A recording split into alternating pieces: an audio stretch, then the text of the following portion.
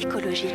Et comme toujours à la fin de cette émission, nous avons pour habitude de débriefer ces minutes passées ensemble. Et c'est donc avec Nathalie Daudrieux que l'on découvre votre portrait, Chantal Goya. Bonjour Nathalie. Bonjour Cyril, bonjour Chantal Goya. Eh bien, j'ai pu partager avec vous ce moment et écouter attentivement tout ce qui s'est dit ici. Il y a votre enfance qui est décrite comme une enfance heureuse, dans un climat de famille très soutien, très partage, très beaucoup de vie. Et en même temps, il y a des souvenirs qui sont évoqués, qui sont quand même chargés de profondeur, d'intensité, de gravité. Et j'ai tout de suite ce détail, cette anecdote où la petite fille sort de sa cachette, déjà parce qu'elle est intrépide, mais aussi parce que finalement ça sauve la vie de papa. Ça, c'est quelque chose de très marquant qui peut-être a un impact sur tout l'ensemble de votre carrière, l'ensemble de votre vie. Vous avez raison. C'est vraiment le fait de sortir de sa cachette. Alors moi, j'ai tout de suite vu le lapin aussi dans sa chanson. Il y a des images très créatives aussi. J'ai été contaminée par votre imaginaire et votre créativité.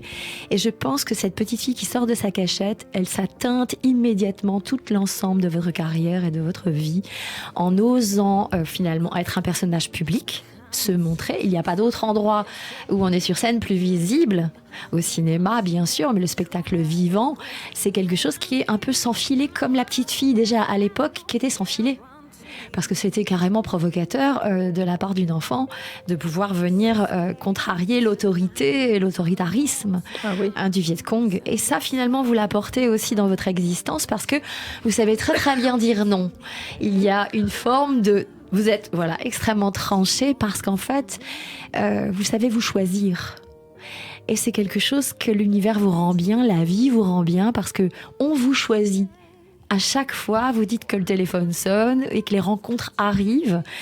Et finalement, c'est peut-être parce qu'à l'intérieur de soi, déjà, il y a une forme de choix, de justesse et d'amour pour ce que vous êtes et ce que vous savez bien faire. Une forme d'authenticité où vous êtes loyal envers vous-même et l'univers vous le rend bien. Bien sûr, les partenariats, les magnifiques rencontres que vous avez. Mais c'est aussi parce que vous savez dire non. Alors moi, je trouve ça hallucinant de pouvoir être en accueil parfait de qui vous êtes. Même au moment où Hitchcock vous propose un film éblouissant, vous êtes enceinte de votre deuxième bébé et votre projet et votre amour pour ce projet, cette créativité, cette co-créativité prend le dessus et vous dites vous n'êtes pas carriériste. Mais finalement...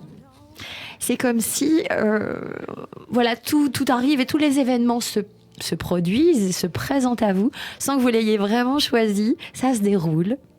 Et c'est ça la magie. Et c'est pour ça que vous savez bien la créer, la diffuser, il me semble, aussi sur scène.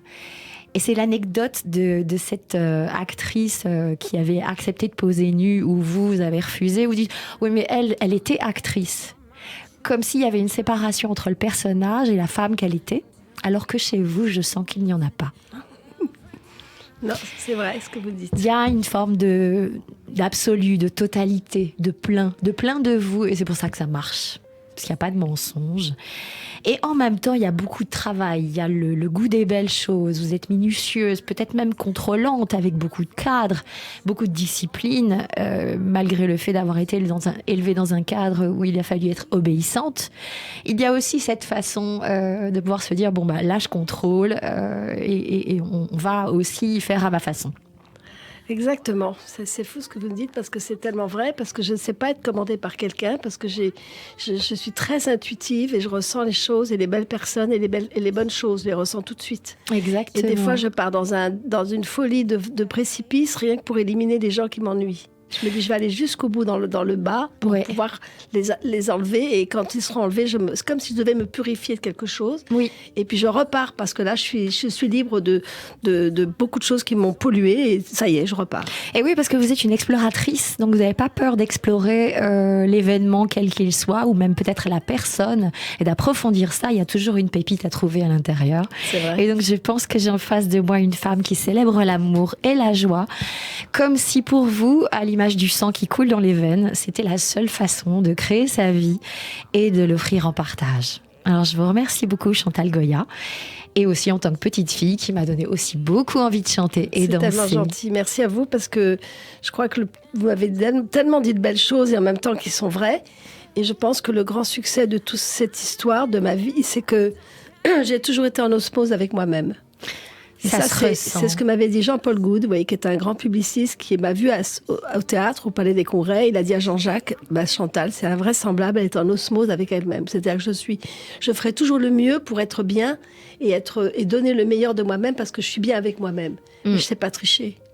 C'est ça, et c'est aussi peut-être parce que vous avez accepté aussi vos parts un peu plus dérangeantes aux yeux du collectif. Oui, ben voilà, j'assume, c'est tranché, je sais repérer quand ça me va, quand ça me va pas. Et puis je leur dis à tous, de toute manière, vous pouvez tout essayer, j'ai une robe en toile cirée, donc tout glisse. Voilà, c'est fini.